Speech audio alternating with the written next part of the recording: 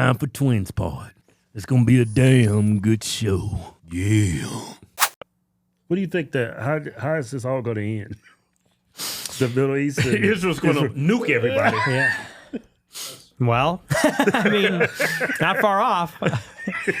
I think so. That's how it ends. Because they got nuclear weapons, right? That's right. Well, and right now the big question is Iran. What are we going to do with them? Because basically from October 7th, this has been the master plan, is to bring the United States into a war with Iran. It's what they've wanted to do for 20 years. Mm-hmm. Right. And for reasons we could get into, Iran is the only challenger to Israel to be a regional power. It's Israel versus Iran, and that's it. And the reason being is because Iran has proxies in basically every country. Mm. The leader of Iran, the Ayatollah, is not just a political leader, he's a religious leader. Iran is the center of Shiite Islam, which is the second biggest sect of Islam. The king of Saudi Arabia, he's the custodian of the two mosques. He's the head of Sunni Islam. The Ayatollah in Iran is the head of Shiite Islam, and the clerics that run the country are the head of that branch. So they influence all the Shiite Muslims in the whole region. Mm-hmm. There's Shiite Muslims in Iraq, Alawites in Syria, in Bahrain, in Saudi Arabia, they're everywhere. Mm-hmm. So Iran influences all these Muslims in every other country religiously, and since the 80s, Iran's Revolutionary Guard has been training up all of these militias in the Shiite parts of the Middle East. So they raised up Hezbollah in Lebanon, the Houthis in Yemen, these militias in Iraq. They infiltrated Syria. And so Israel has the United States.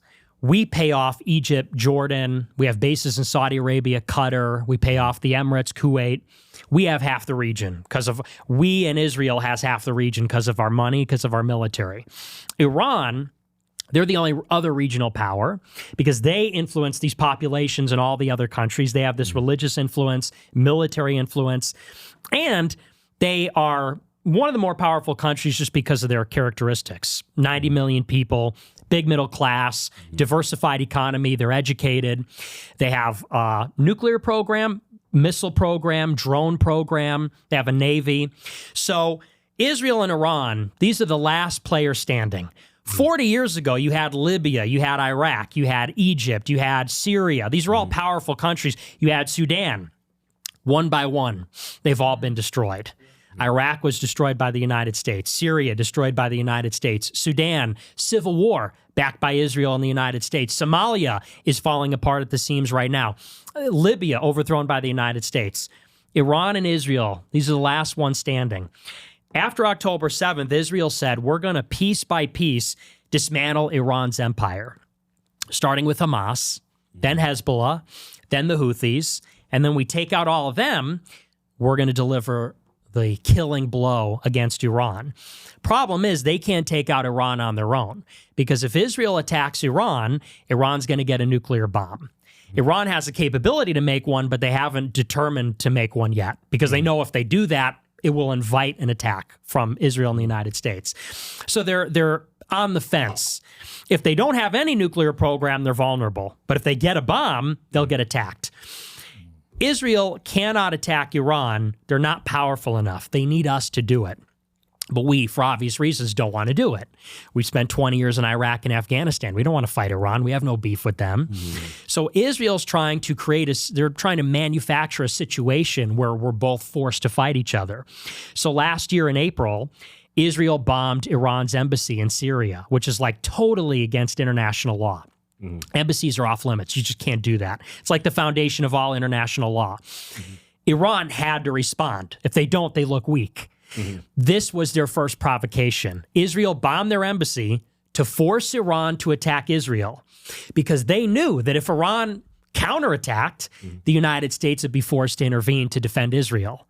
So there was this intense diplomacy where the United States, we put aircraft carriers there. We put all these assets there to send a message to Iran. If you attack Israel, we will destroy you. So Iran, they launched 50 missiles at Israel, didn't hit anything. They had to do something, but they couldn't do anything meaningful. If they did nothing, they would look like a bitch. But if they hit him too hard, the United States would retaliate. So Iran averted the confrontation. Then again in July, end of July, Israel assassinated the leader of Hamas inside Iran on their inauguration day.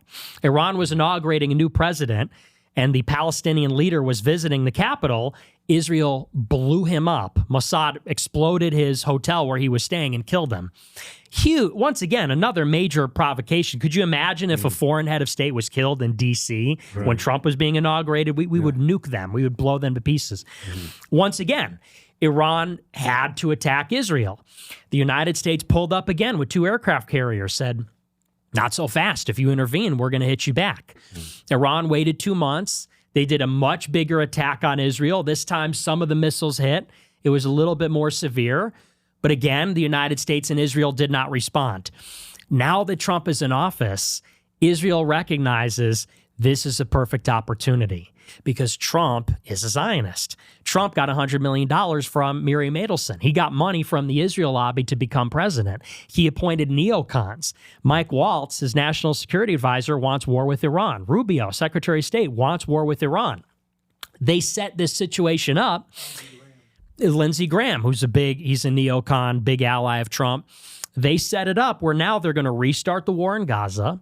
They've restarted the war with the Houthis in Yemen. That's the on-ramp to get the United States to bomb Iran.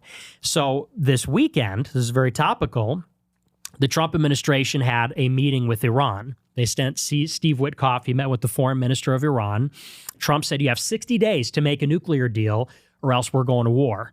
And everyone, including myself, said this is impossible. There's never going to be a nuclear deal.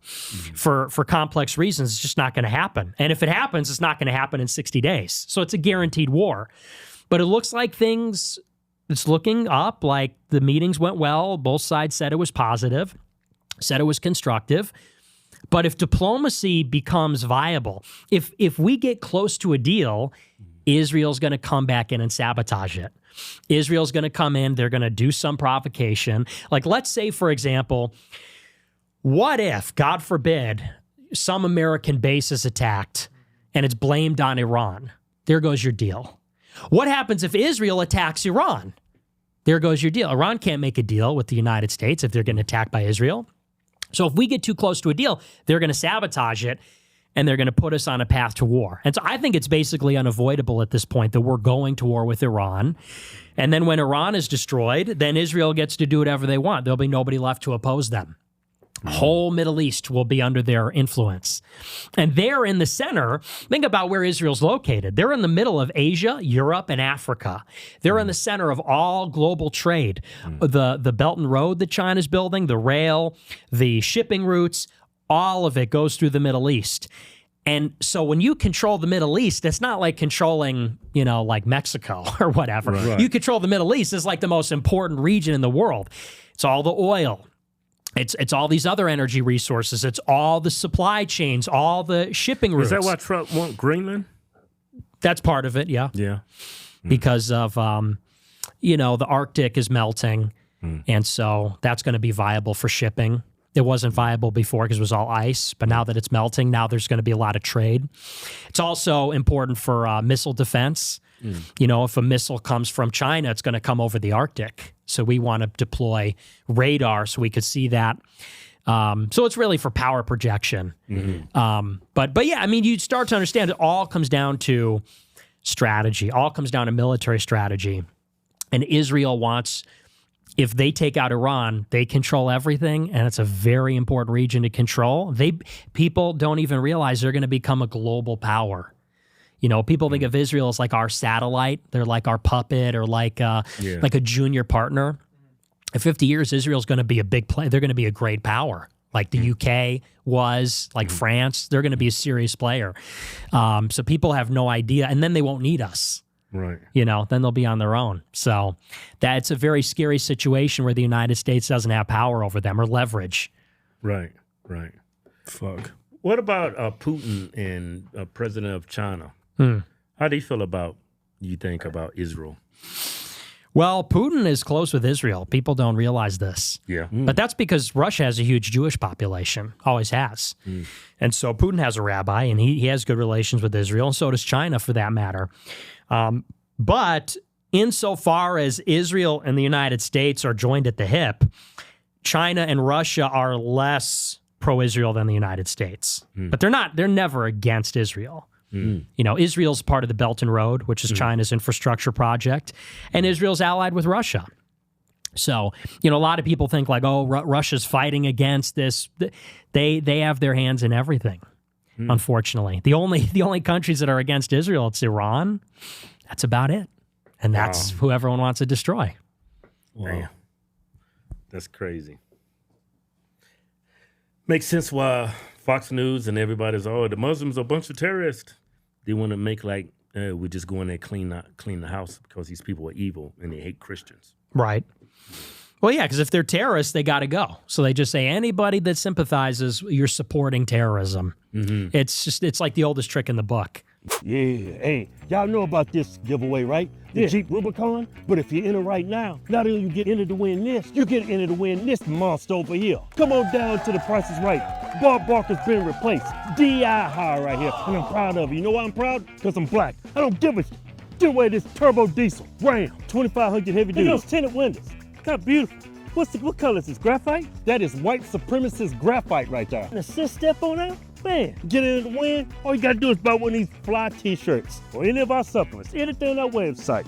Get you automatically entered to win the Jeep Rubicon and our new giveaway, this turbo diesel 2500. SpecialHorseTwins.com. If you're in our contest right now, you get 10 times the entries. Yeah, man, it's a beauty. Yeah, it's beautiful. It's beautiful. You hooked on phonics, nigga. No purchase necessary. Boy, prohibited. See official rules for details. Yeah.